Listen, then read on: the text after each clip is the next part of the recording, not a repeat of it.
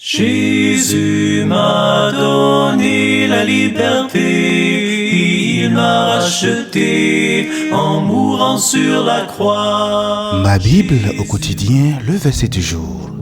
Galates chapitre 5, le verset 1, je cite. C'est pour la liberté que Christ nous a affranchis. Demeurez donc fermes et ne vous laissez pas mettre de nouveau sous le joug de la servitude. Fin de citation, glorifions le Seigneur. Le verset du jour est un rappel puissant de notre liberté en Christ et de l'importance de ne pas retourner à la servitude de la loi. Bien-aimés dans le Seigneur. Pour comprendre pleinement ce verset, nous devons d'abord examiner le contexte en amont et en aval. Dans cette épître, l'apôtre Paul répond à des enseignants qui cherchaient à imposer la circoncision et la loi de Moïse aux nouveaux convertis. Paul a donc expliqué que la justification ne vient pas par la loi, mais par la foi en Jésus-Christ. Dans le verset du jour, Galates 5.1, Paul exhorte les Galates à rester fermes dans leur liberté en Christ et à ne pas se soumettre à la servitude de la loi. Ainsi, bien-aimés, ce verset nous rappelle que la libération de la servitude de la loi est un acte de Christ, accompli par sa mort et sa résurrection. Les Galates ont été affranchis de la loi, non pas pour vivre dans le péché, mais pour vivre dans la liberté de l'esprit.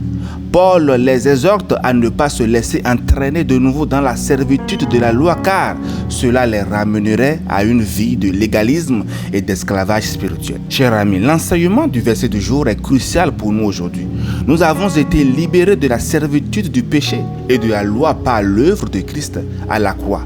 Nous sommes appelés à vivre dans la liberté de l'esprit et à ne pas nous laisser entraîner de nouveau dans la servitude de la loi. Nous devons nous rappeler que nous sommes justifiés par la grâce de Dieu et non pas par les œuvres.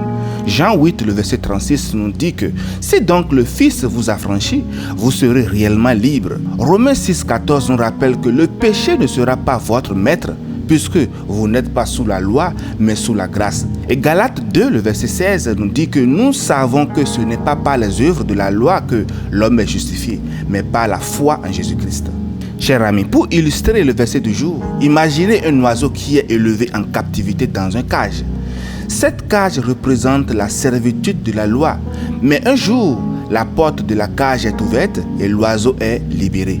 L'oiseau peut maintenant voler librement et profiter de sa nouvelle liberté. Cependant, s'il choisit de retourner dans la cage, il perd sa liberté et retourne à la servitude.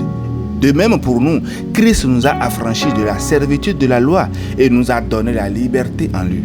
Nous devons choisir, bien-aimés, de rester fermes dans cette liberté et de ne pas retourner à la servitude de la loi.